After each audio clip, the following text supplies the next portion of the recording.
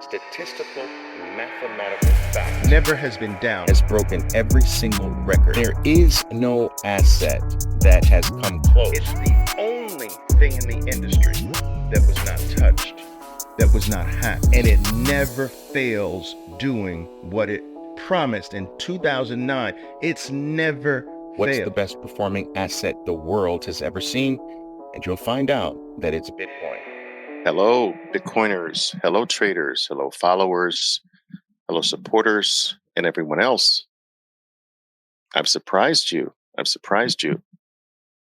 Yes, I think this is actually the first time I'm having a live spaces, a sudden unannounced live spaces at this particular time, at my time in the Northeast.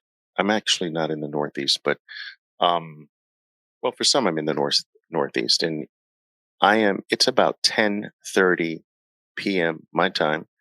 I've traditionally had these talks a bit earlier. Maybe it's not the first time I've done something at this time, but had a tiny bit of time and decided to come on live with you and see if you had any questions regarding some of my recent posts.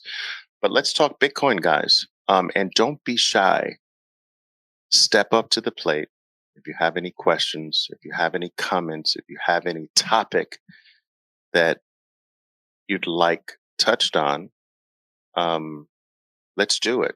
And by no means, please understand, I am by no means an expert on Bitcoin. I'm a baby. I am actually learning in real time in front of all of you. And so I never want to come across as if I feel that I know everything. But I have put and continue to put a lot of hours into going down the Bitcoin rabbit hole. I believe that the further you go down the rabbit hole, the longer you realize that it's very reminiscent of me in my trading journey, which started in the early 1980s and still continues to this very day. So it's very reminiscent of that, where the horizon continues to extend further and further as you at least temporarily believe that you've gotten closer to it, and you realized, wow, I'm still so far away from the horizon. And I actually find those things in life far more fascinating than the things that just simply are static and don't move, that aren't very deep. I tended to become quite bored with those things in my life. But the things that seem to be so vast and so beyond the confines of traditional thought and philosophy, history, I've always been fascinated with those topics, and Bitcoin certainly falls into that category. So, but at the same time, uh, I do not profess to be an expert on anything. I do have 40 plus years of trading experience. It's actually the only thing I've ever done with my adult life. I was fortunate to have started in that business very young, and it continues to be a big part of my life. And during my 4 decades of trading, dedicated my time, my effort, my energy to two things. That is scouring the earth and with the attempt to try to find what I now see as the boat that is leaking less than all the other boats. The opportunity in this small window of time that seems to be the best out of all the other opportunities. And the second thing that I've dedicated a good portion of my adult life is to trying to teach others to go down that path and try their hand at what I consider to be one of the last bastions of total independence that we really have. Most professions and most activities that are offered to our children are not opportunities that really foster freedom and true independence, and certainly not financial independence. I believe that over the last few decades, uh, our children, and we in particular as well, as parents of our children, we've been sold on this notion that um, our children should be educated to work for someone else. We have been sold into this view that they should go into debt for their higher education to try to get as high a paying job on the plantation as we as they possibly can. And so, um, throughout my years, I began to see many holes in that approach. And thank God for Bitcoin that totally over the last few years has opened my eyes to the falsity of largely almost everything we've been sold for the most part. And I feel that in a way, it's my fiduciary responsibility to those who have dedicated a long time, in particular, to following me and my life's work. There are people who have been following me from the mid 1990s that are still with me today and the early 2000s. I feel that I owe it to them to um, share anything that has had a profound effect on me, and Bitcoin certainly has, and any new direction that I feel that is worthy. Uh, I vowed that I would always share that with those who sort of walk this journey and this path with me, and that's what I'm doing here. I never, I want you all to know that I will never ask you for anything. This is not my purpose here. My posts, my tweets, my zeets, or whatever we call them today, they're not designed to get you to do anything other than look. And I want to be very clear with that I don't ask you to do something. I don't ask you to sign up for anything. I don't ask you to pay for anything. My only message is to look and to help you realize, like I've realized, that we have a very small window of time to take advantage of something that many people over the decades that follow today will never have in their whole life, the opportunity to catch a turning point in almost everything.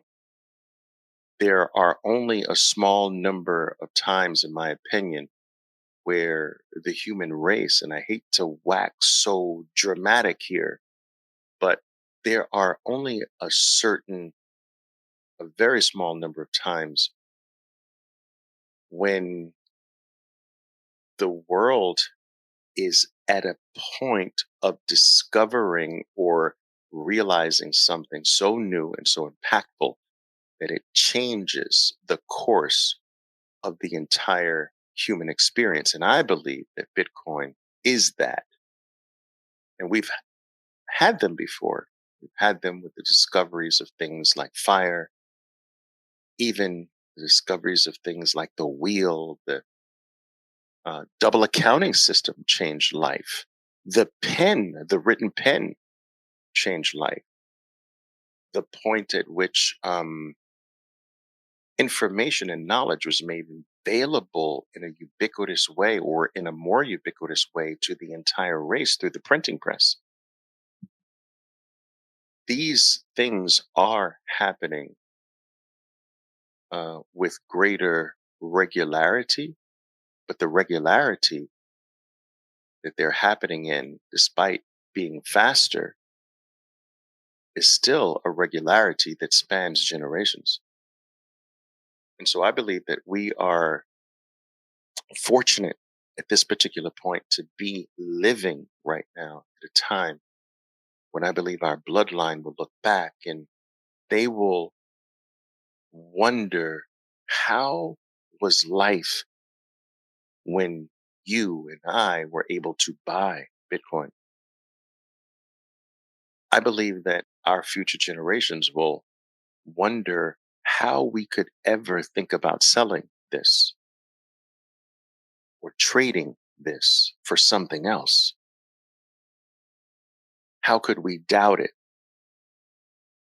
But this is the case for every major turn in the human experience.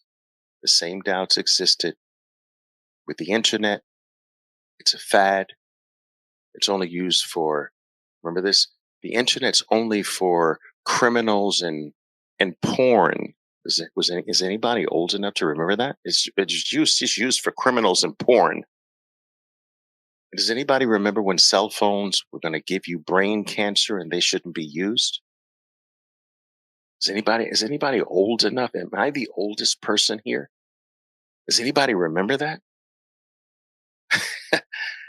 Does anybody remember when calculators were supposed to ruin our youth and television was supposed to stop the human race from growing in intelligence? Anybody remember when the uh has anybody ever read is anybody well read enough to remember in their reading or their historical study when what was this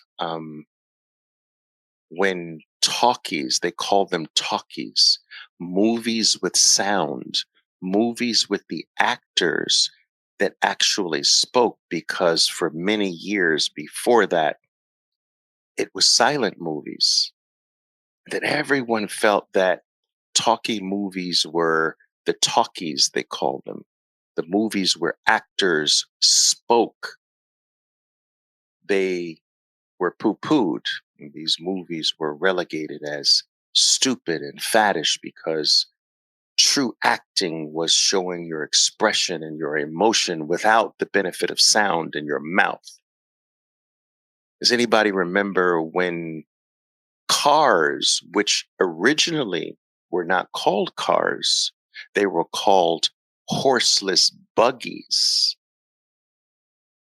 The concept or the word that gave them their unique identity did not happen for many years after their existence. For many years, they were called horseless carriages, that we could not even bring ourselves in bulk to realize that this was something so different from the horse that you don't try to associate the car with the horse.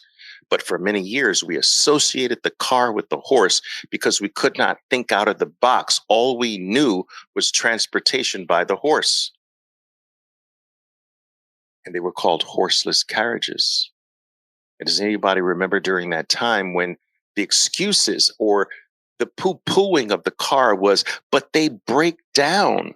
I wasn't there. You weren't there. But did you read about this? Did you study about this?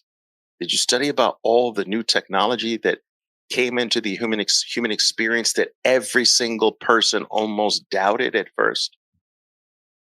But cars break down all the time and horses don't. They're going to zero. Cars are dirty and smelly and noisy, as if horses aren't smelly, but horses aren't. They're going to zero. Um, Cars can't even travel along the same terrain as horses. So cars have already lost. They're going to zero. There were cars need fuel. And cars, oh, here was a big one. Cars need roads, and we don't have roads yet. And who's going to pay for the roads for cars to drive on? I'm not going to pay for it. You're not going to pay for it. They're going to zero. I read about all of these things. I read about virtually every major human intervention, every new shift in technological advancement that changed the course of the human race. And you know what's something interesting? Money is the ultimate technology. And for some reason, we have lost sight of the fact that money is the ultimate technology, that we somehow today, I don't know where or when this occurred, but somehow we started to detach the financial system, money itself, the ultimate technology, we detached it from all other technology. But this was never the case before. And perhaps it's a co opting of the entire financial experience by the elite, by uh, the feudal lords. Perhaps it started then when money began to be co opted, or the concept of money began to be co opted and controlled by the elites, because historically, money has always been chosen by the market. Money has always been chosen by the people. But money has always been looked at and referred to as the ultimate technology. And we somehow lost sight of that. And so every technological breakthrough in throughout the human experience has been a technological breakthrough, all the way back from, uh,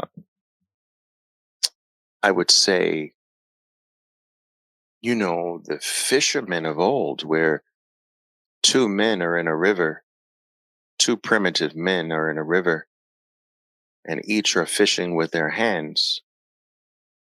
And then one suddenly discovers that with a wooden rod, they can outfish the other man without a rod. Technological breakthrough. The man without a rod is catching 8 fish a day for the clan back at home. And the one that gets the rod, the sharpened wooden stick or rod, starts fishing 35 fish a day. Technological improvement.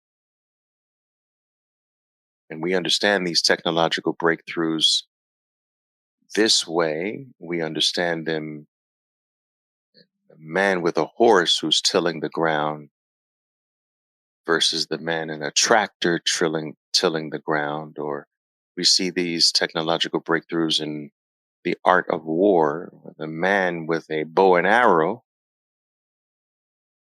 can beat the man with a club. The man with a club can beat the man with a rock or a stone. The man with a stone can beat the man with his fist. And all of these are technological breakthroughs that have advanced human civilization in all of those different aspects. And the greatest technology of all is that which allows you and me to trade with each other: money. Money is the greatest technology that humans have, and it's evolving. It's always been evolving. But money is the greatest technology that we have because it is one of the few things that separates us from every other species on planet Earth. Think about this. Without money, I only have violence. You see, in all the species below us, you either take or you don't have. You take by force or you don't have. You take by violence or you don't have. There is little to no trading in all of the species below. I'm not saying there's zero, but there's little to no trading in all the species above. What makes us the higher species is money. What makes us higher in almost every aspect is that we don't have to deal with each other through violence because we can trade. And in order to trade, we need money. We need a medium of exchange, which first must be a store of value that becomes a medium of exchange. But this is the highest. This is why I say money is the highest technology of all, because if technology makes a race or a society more civilized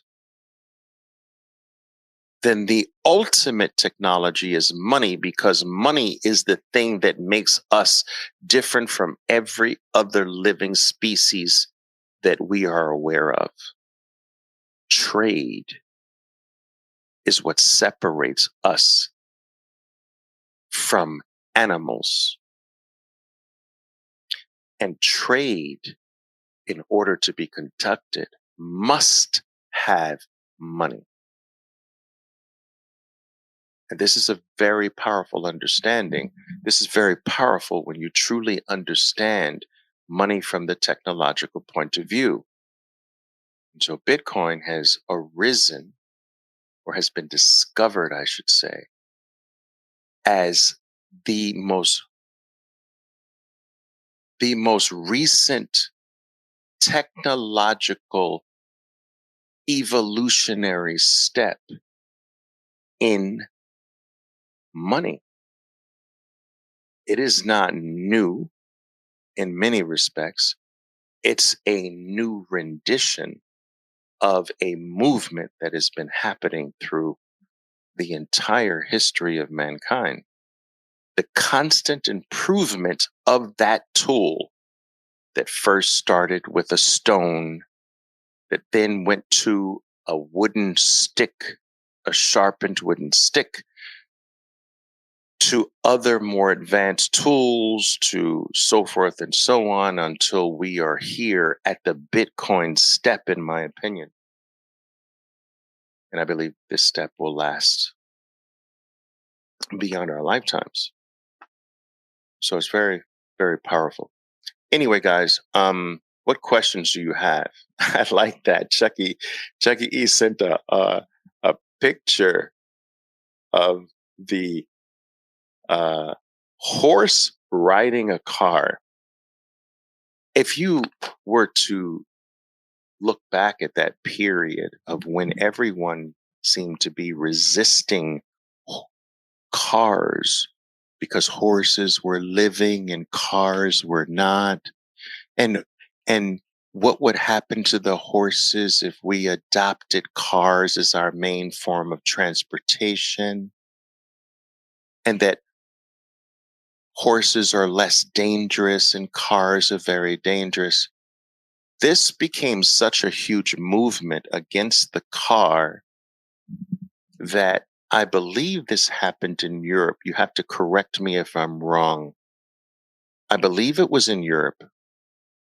I believe it was in Great Britain, not in the United States, but correct me if I'm wrong. Where they passed a law. They couldn't ban the car. They didn't ban it, but they passed a law and said whoever decides to drive a car must have 3 people present at all times.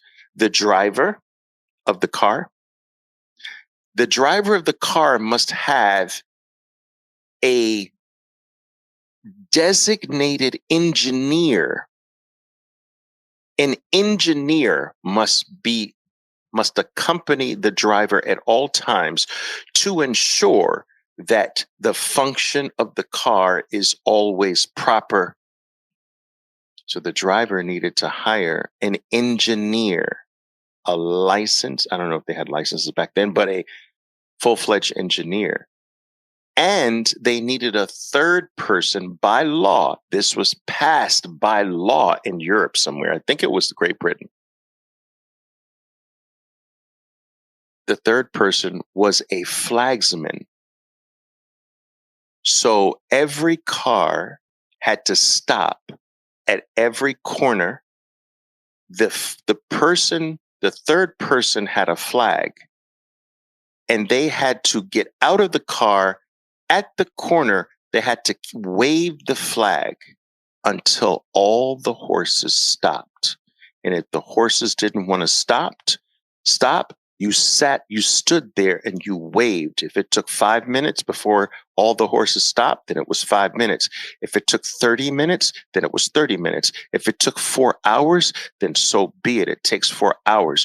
You must stand at this corner with a flag and wave it until every single horse It has stopped for you. Every single carriage has stopped. And then you can get back in the car and cross the intersection. So either no horse and carriages need to be around, or you have to wave this flag until all of them are willing to stop for you. And this was an actual law to slow down the adoption of cars. But guess what? The discovery, the invention of cars happened. And sometimes, in many cases, when you discover something, when you finally invent something or you discover something, you can't undiscover it. You can't uninvent it. It was here to stay. And today,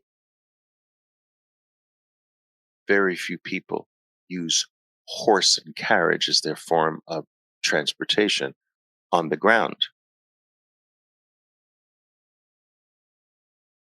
And does that sound familiar to you? All the FUD, all the resistance, all the proposed legislation to slow the adoption of the best money the world has ever had, to slow it down for lack of understanding, to slow it down to protect an industry.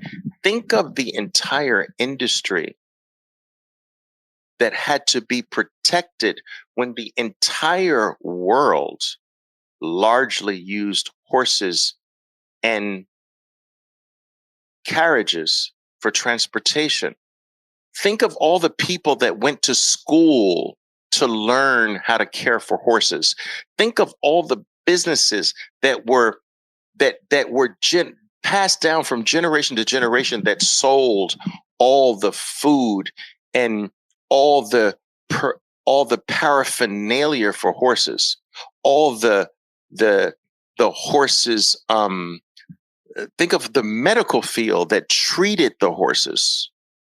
Think of the veterinarian businesses, operations, the licenses they had to get.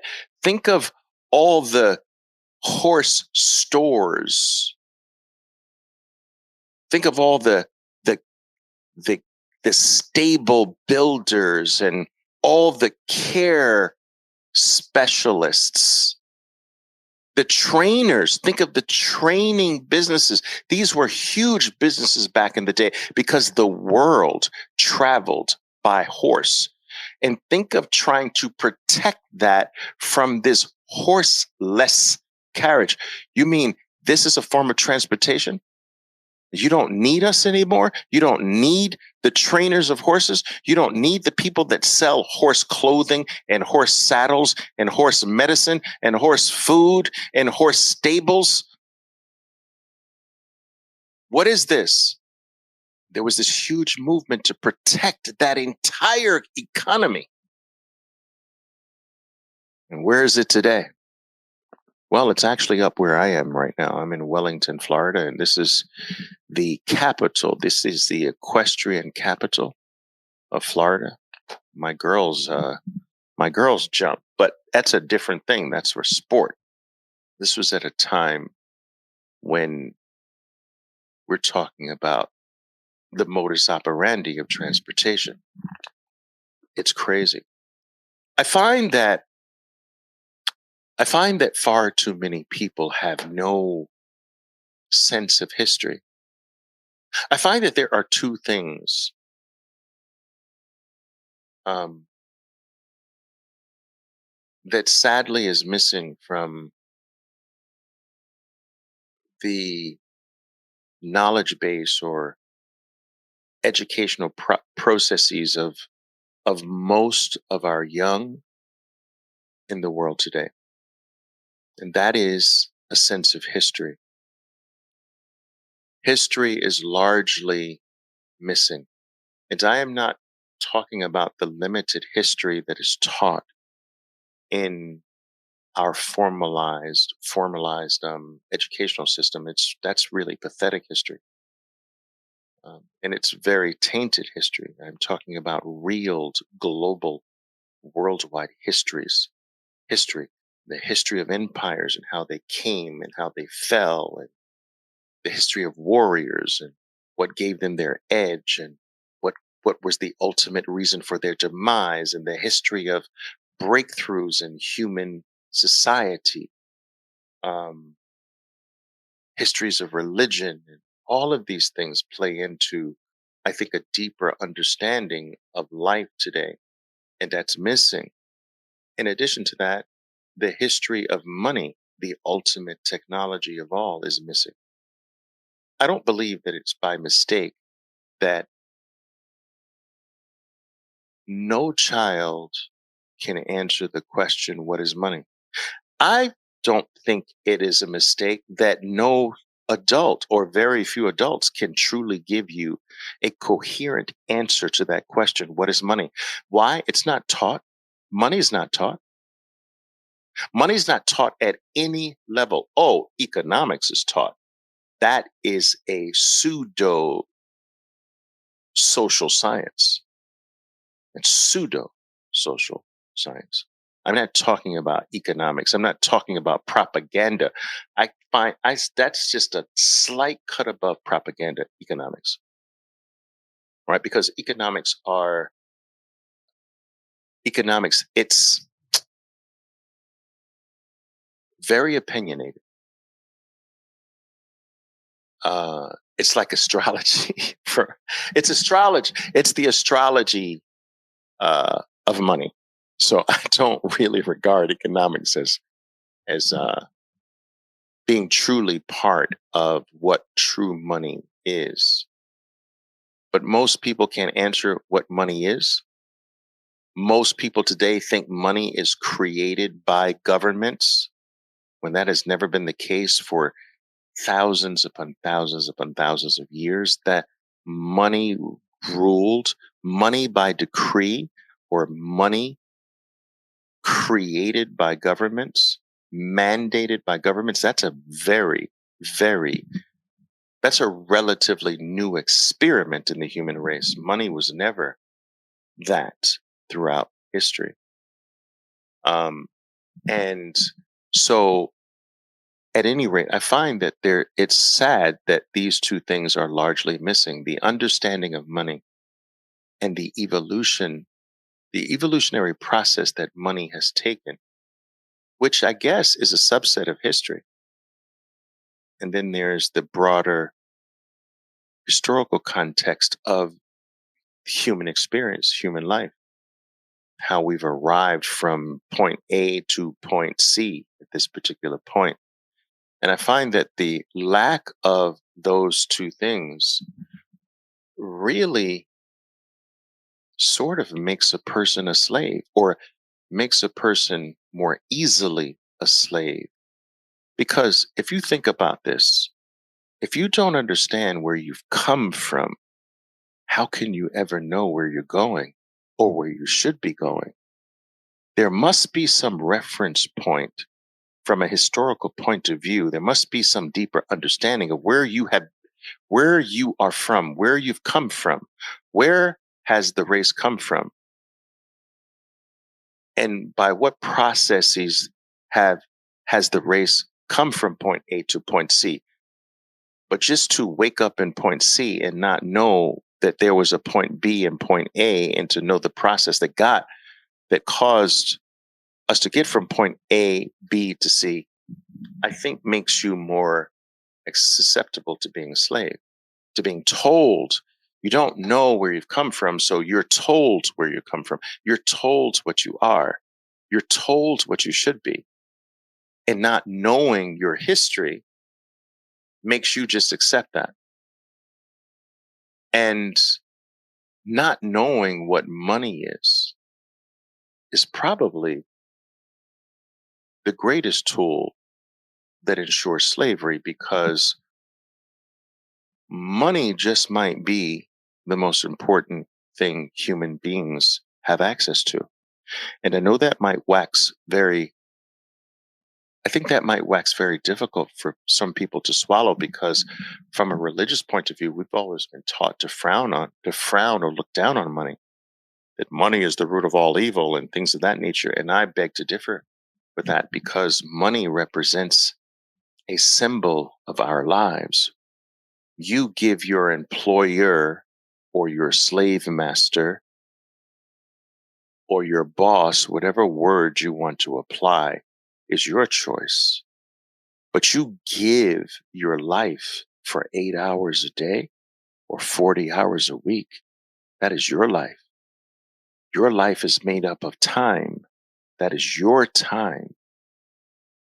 Your life and your time, infused in your life and your time, is your knowledge, the information you've garnered over the years, the skill, the talent, the very essence of who you are. You sacrifice all of that, not for yourself. You sacrifice it for another cause. You give your life for something or someone. And in exchange for not using your life for yourself, you receive something back. That's called money.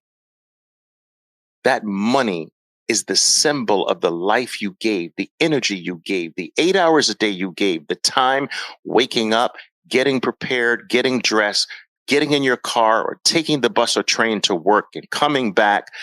All of that's wrapped inside of the sacrifice you gave to something or someone. And in exchange for that, there's an exchange for that. You received a symbol of your life. You received a symbol of that time, a symbol of that effort. That symbol we generically call money. And to say that money doesn't have importance, to say that money is not everything, I think is a huge fallacy. And it's a fallacy that is sold to the masses to keep them slaves. Your freedom is not, your life is not anything. Your life is not all that important because the money represents the life you gave. And so, looked at this way, money is my very life, is the symbol of the life I gave. And once you have that symbol, the token that you receive, you should be able to protect it. You should be able to sustain it. You should be able to guard it. You should be able to save it. And when the very token is then, you gave your life for the token, you gave your life for the money. And when the money is then made less every single year, when the money is debased, when the money is inflated away by no vote or decision of your own, your very life is being inflated away. The very life you gave is being diminished. The very life you gave is being inflated away. The very life you gave is controlled and manipulated and diminished by another man. You gave your life to another man, and now another man is taking the very token that you received for that sacrifice and debasing it and diminishing over and over and over again. And this is what Bitcoin has come to free us from. Because what I just explained is nothing more than a modern day form of absolute slavery. It's crazy. But the lack of understanding of money, the lack of understanding of money is what leads us here. Um, Howlstorm is asking, hey, Oliver, in your opinion, is it still worth holding any shares, Tesla, or swap it for BC? Well, let's put it this way. I can't give you, first of all, I can't give you financial advice. I'm not a financial advisor. And so what I'm about to say is not advice for you. It is my personal opinion. But I will tell you this. If there is no other asset that the human race has ever been exposed to that has delivered, and in the near future, in my opinion, will deliver, Bitcoin has outperformed every asset known to man in almost every time frame. It's the best performing asset ever in the world in a single month. It's the best performing asset ever in a single world in a 3-month period. It's the best performing asset ever in the entire world in a year, in 3 years, in 5 years, in 10 years, in 14 years. I don't see that changing.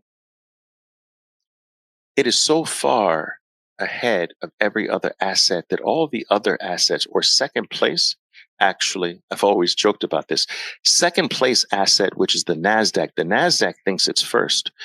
It thinks it's first. The NASDAQ over the past 10 years thinks it's in first place but it's in second place. But the second place NASDAQ thinks it's in first place because first place Bitcoin is so far ahead, NASDAQ can't see it. So because you can't see who's in first place, you actually think you're in first place. To this very day, people are still saying the NASDAQ is the best performing asset class in the world over the past 10 years. Wrong. You're saying that because Bitcoin is so far ahead of you that you can't see it. And so because you can't see the winner, you think you're the winner. No, you're not the winner. All right. So Bitcoin has had, and I know this has come down in the last couple of years, but that is going to shoot right back up once we move into 2024, 2025. But historically, Bitcoin has had a CAGR of about 213% a year. That CAGR stands for a cumulative annual growth rate, CAGR for short, right? 213% a year, 213% a year. Let's put that in perspective. Warren Buffett became the wealthiest investor the world has ever known, the most respected investor the world has ever known. And over the past 40 years, he has an annualized return rate of under 20%. It used to be 15%, and that was upped a little bit over the past 10 years during one of the biggest money printing periods in the history of the world. So that's almost like cheating in a way, but it was upped from 15% to maybe 18% or so, but under 20%. Warren Buffett has an annualized return rate under 20% and became the best investor the world has ever known with less than 20%. We're talking about an asset that has a CAGR of 213%, 18% versus 213%. NASDAQ has a CAGR over the past 10 years of 16.1%. Bitcoin, 213%. We're talking about something that is so far in another galaxy that you can't, it is a sacrilege to even try to compare the two. There is no comparison. So you want to diversify? All right. That diversification, in my opinion, is not going to do anything but potentially make it psychologically easier to not let go of what you've always known. But the numbers don't suggest that that's the smarter approach, does it? 213%. Second place is 16.1%. And everything else falls off hard from there. Diversify into what? Like what? If you had things like, all right, this is 213%. This is like, okay, 200%. This one's like 195%. All right, let me get a mix of these things. That's diversification, but you're going to diversify 213%. And now my second thing is 16%. Why am I even wasting my time with this? I say it's better to trade the inferior to accumulate the superior. You trade stocks to accumulate Bitcoin. You trade options and futures and Forex contracts, Forex pairs. You trade those to accumulate Bitcoin. Why would you trade Bitcoin 213% to make more 16%? and 8% and 6%, it doesn't make money. It doesn't make sense.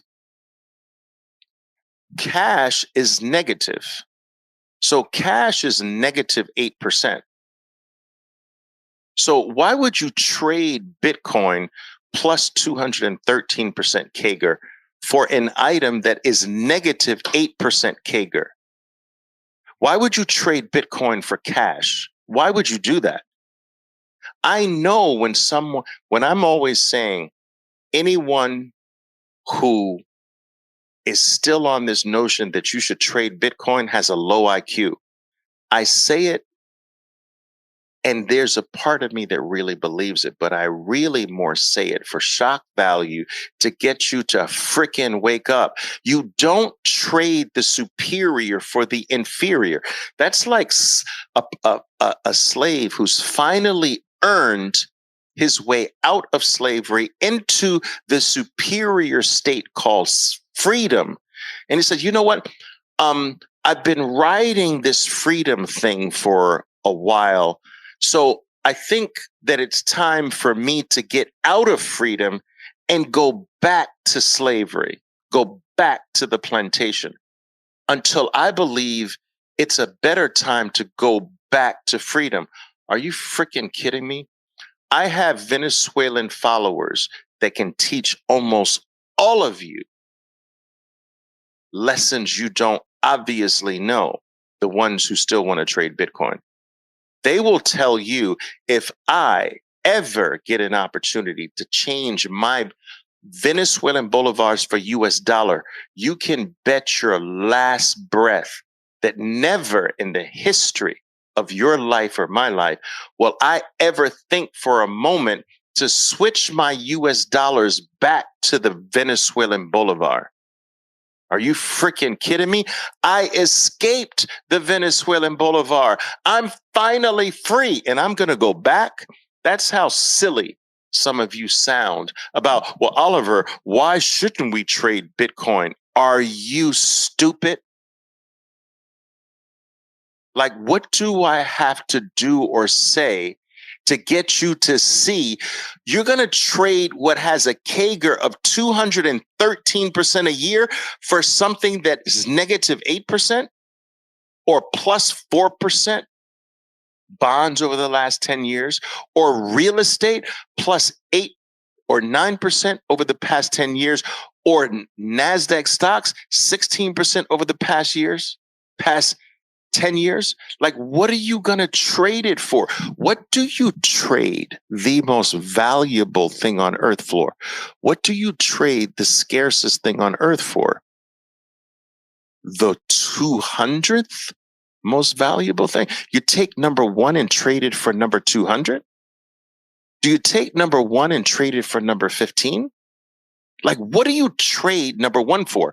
No, please, Mr. Einstein, you don't do that. You trade number 16 for more of number one. You trade negative 8% CAGR for more of number one. You trade number 4% CAGR for more of 2%. 200% CAGR. You trade 9% CAGR for more of 200% CAGR. You don't freaking reverse that. And I'm going to trade the 200 for the 4.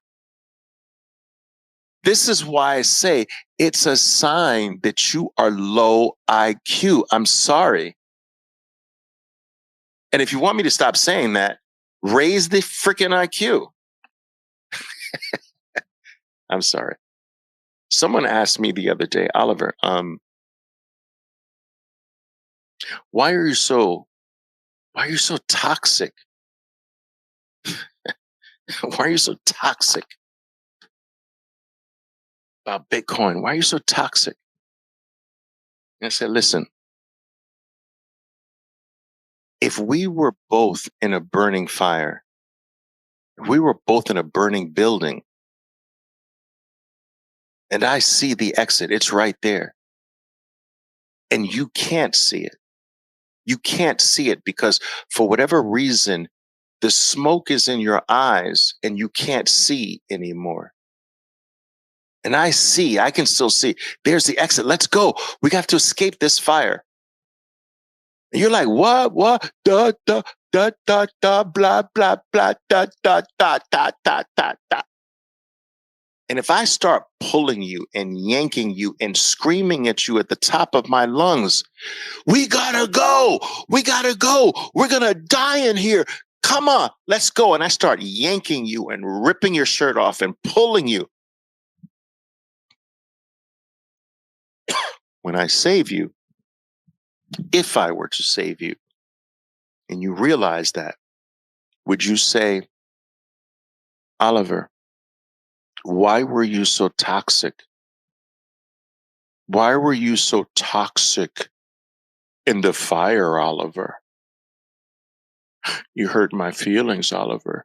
You pulled me too hard, Oliver. When we were in the fire, you were rude to me. Dude, we're in the freaking fire. Let's go. I don't have time. You want to be free? You want to escape the fire?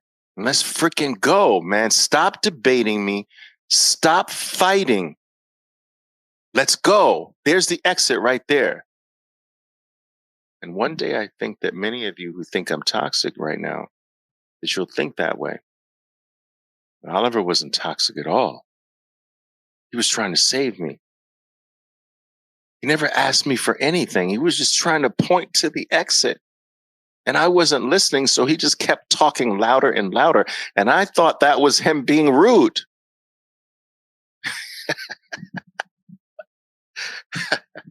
I'm not asking you for money, guys. I'm just asking you, look at the freaking exit. Art, you don't believe me? At least study the exit. You don't want to take my word? I understand that. I'm pointing to the exit. Study it. Look into it. Investigate it. I'm in a world that most of you want to be in. I've been in a world for 4 decades that most of you want to be in. I am one of the most celebrated traders in the entire industry over the last 40 decades. Look it up. I've written more books on the topic of trading than most people alive. Do you understand? I am one of the most sought after speakers on the topic of trading over the past few decades. This is documented. This is not me talking. And I am telling you, you're an idiot for trading Bitcoin. I am telling you, with all of my experience, that this is the thing. I didn't see it at first too, but this is the thing, that you don't trade this, that you accumulate it and you trade everything else. And most of you will find it very difficult to find someone with more experience than me, and dare I say, more success than me.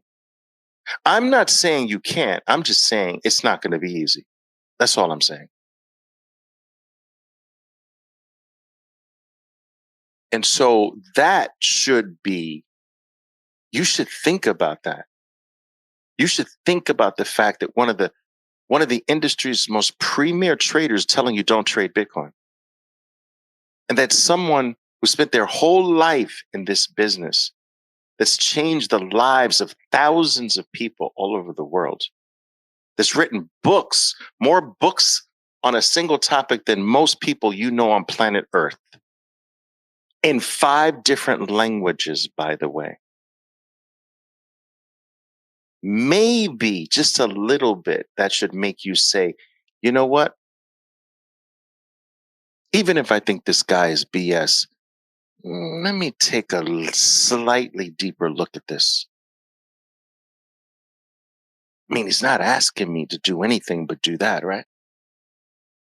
I don't need your likes. I don't need your kind comments. I love them, by the way, but I don't need that. I don't do this to get kind comments from you. I don't do this to see a red like on my post. I don't do it for that. And I don't do it for your money. I don't need your money. I don't want your money. All I'm saying is just freaking look. That's it.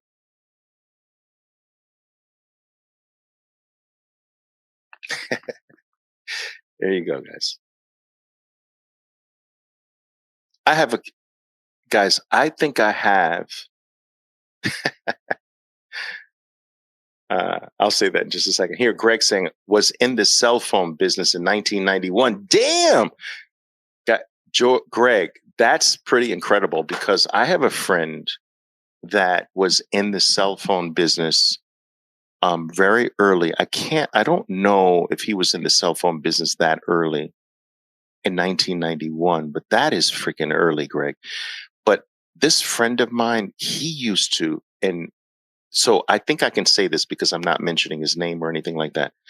I remember when this guy was just sending like $500,000 to the bank a month. And I remember he kept getting debanked because the money was so huge that the bank's like, this is just breaks our model, that their algorithms or whatever, their internal systems kept red flagging him. He got so used to going to the bank that he would just stop by on the way to a cell phone store. He would stop by the bank every day to say, do you need me? Is everything okay today? But it was early in the day. I had a penthouse and I had a penthouse in Brickell Key in um in uh in Miami.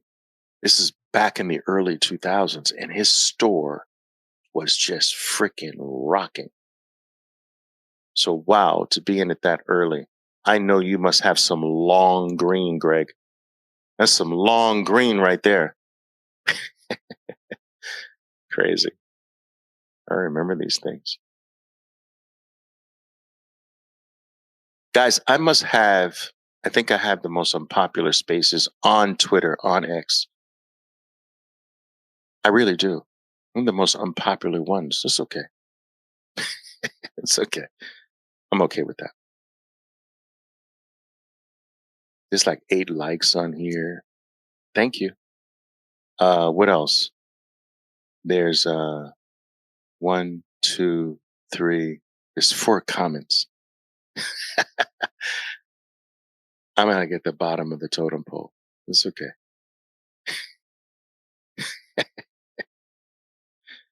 Ah, all right. Sherbil. What's up, buddy? Sherbil says preach. All right, guys. Well, look, I appreciate that, Sherbil. Anyway, listen, I want to thank the few who did show up here today. Hallistorm, I appreciate you. Greg, I appreciate you. Chucky E, I appreciate all of you guys. But just listening to me ramble, my stream of consciousness style. Maybe one day I'll uh, sort of pass the mic sometimes when we're spending casual time like this. These spaces actually remind me of I would say older days when there was this social media platform called Periscope. Some of you remember it. Periscope was ultimately bought out by Twitter. And I believe that what we're talking on right now, which is Twitter's space platform, was basically the new rendition of Periscope. And I used to come on quite frequently on Periscope to just have these stream of consciousness talks. And it grew into an international audience at the time. I didn't have many people. I think it was very much like my following here on X or Twitter, about 35,000 followers at one particular point on Periscope, which at the time for Periscope was still sizable because I did start with the platform rather early in its evolution. And we just had some of the deepest, most profound talks. And to this very day, over 10 years later, I still get people that comment on the late night talks that we used to have on Periscope. Many people used to say, Oliver, For me, it was like 2 a.m. in the morning, and I would set my alarm clock just to take in those Periscope talks. And I'd light a fire in the wintertime, sit by the fire, and just basically randomly talk to you and take your questions live, just like this. Except that back in those days, people just ask questions. You guys don't ask anything. And maybe that's because you're shy. That's okay. Or some of you might be afraid, like Oliver's going to respond to me too hard. But come on, man up. We can deal with it. Yeah. All right, guys. Just want to make sure I've got everyone. I think I do. I'm late, Jimmy. You're late. Let me see. What does he got? Oh, wait. I see a few others here. Carlos, I appreciate it. Carlos says you're the best, Oliver.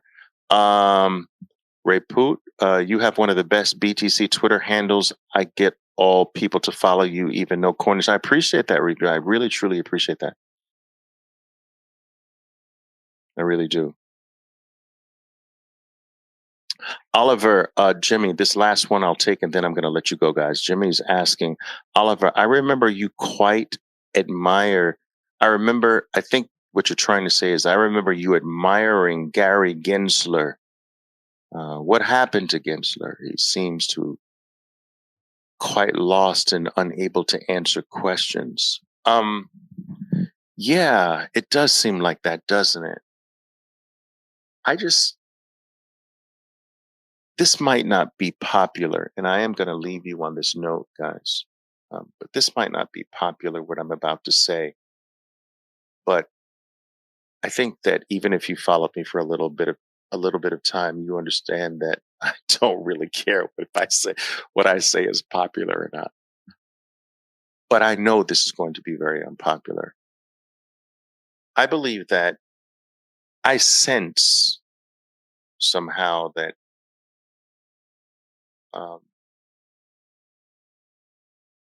Gary Gensler is stuck between two positions.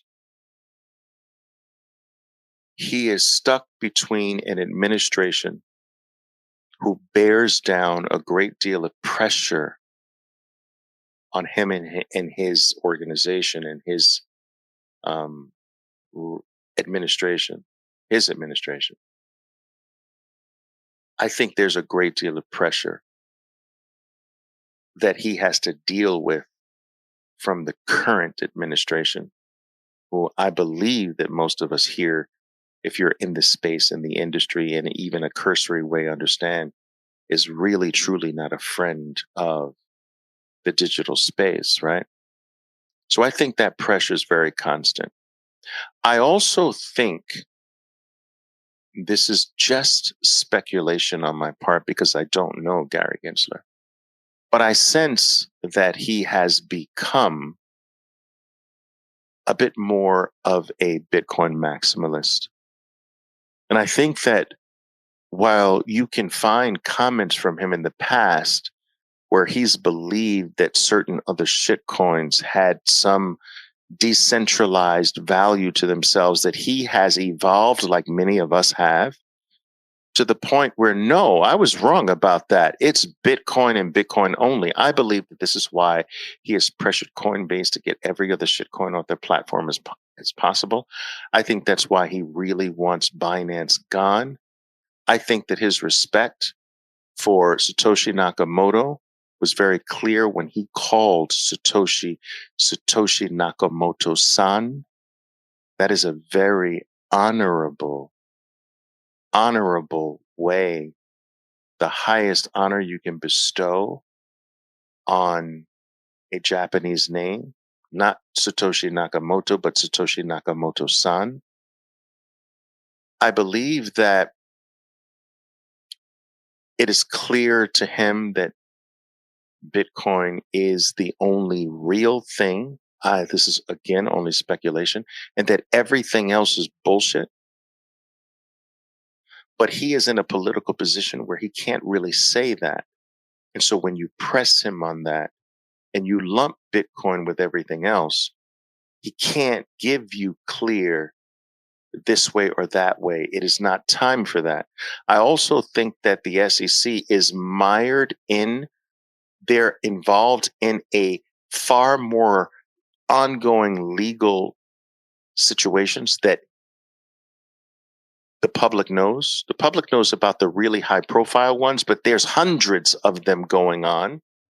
And it is legal suicide to go out in public as the head of the organization that is leading all of these hundreds of legal processes.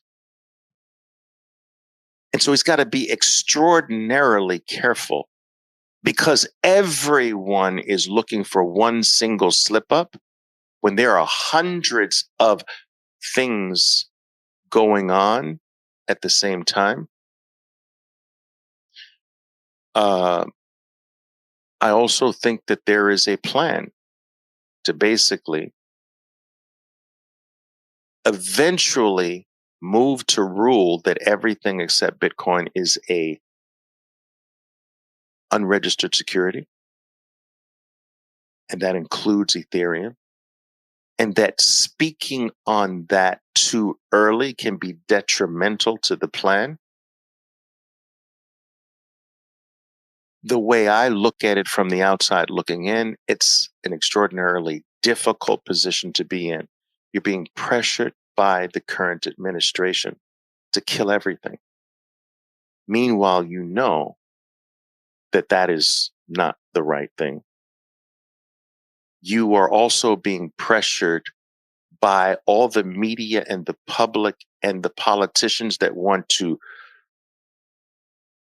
cuddle up to their constituencies and their following. They want to gain political clout by being tough with you to force you to answer things that you can't possibly answer because they're of all of these ongoing legal things and because you don't want to tip your hand at the ultimate plan of regarding everything except Bitcoin and unregistered security. That letting that out too soon would actually kill that plan. And so there's this growing, very hot-seated cat and mouse game that has to be played. I believe that in his mind that I might look like an idiot now. I might look like I can't answer a question now. But perhaps if I can pull this off, you'll see at the end why I couldn't answer these questions and how this is the right way. Now, you can have a very different view of what I just laid out. That is your prerogative. That is what I sense. Okay. This is not a man that does not understand Bitcoin. This is not a man that does not understand Bitcoin. This is not a Kawasaki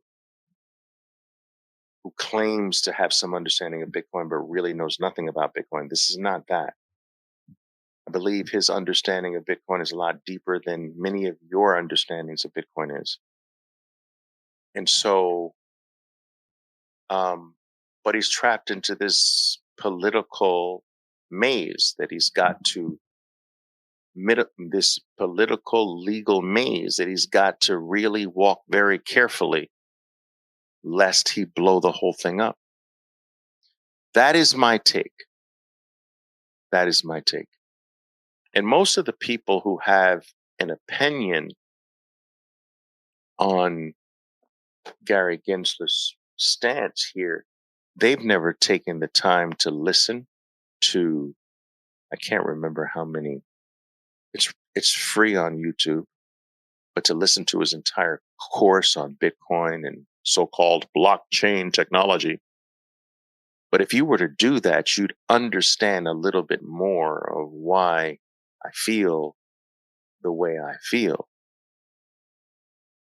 Now, once again, the last thing I have to say, I feel it's my responsibility to say, is that by no means does that make it true that I feel that way.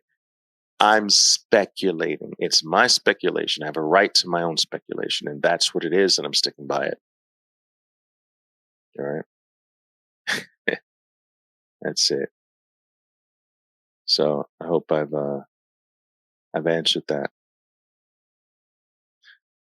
Felipe is saying, Oliver, before you post, I was hoping the ETF would come out soon, but today I wanted to take a while. Hugs from Brazil. Yes, I think Felipe, you are referring to the post I made about the fact that we don't need an ETF right now. That the longer this thing is held back, the better, and that, in my opinion, the perfect time for a spot ETF would be 2025 to extend the bull market beyond the cyclical top, which, if history's any guide, should come toward the end of 2025. What if we could stretch that out? What if the approval of a spot ETF in the middle to late 2025 instead of 2024? What if the ETF in 2025 makes bear markets go away forever? And the longer there is a delay, the greater the built up demand for this, so the more powerful its effect will be. We don't need an ETF being mixed up with the power of the halving. And I am not one of these people who believes that, oh, because of the diminishing issuance rate, that the halving is going to have less effect than it has in the past. BS, blah, blah, blah. I don't buy that. That's like saying, well, I chopped you in half, and so now I'm going to chop you in half again, but chopping you in half the second time is going to have less effect than chopping you in half in the first time. No, dude, it's going to hurt the same freaking way, if not worse. What are you talking about? Oh, it should hurt less because you've already been chopped in half. Half is half is half. I don't buy into that. And I think there are a lot of other metrics and there are a lot of other dynamics and metrics that are being ignored when it comes to the halving, like the higher HODL rate. So we're moving to new high HODL rates. We've never had a period in Bitcoin's history where over 70% of all the network, all Bitcoin, 70% hasn't moved in over a year. That's never happened in history. It's an all-time new high. So a higher HODL rate, and then you cut the issuance in half. Those two things together create a freaking powder keg for a massive explosion. We've never had a scenario where coins are being pulled off exchange.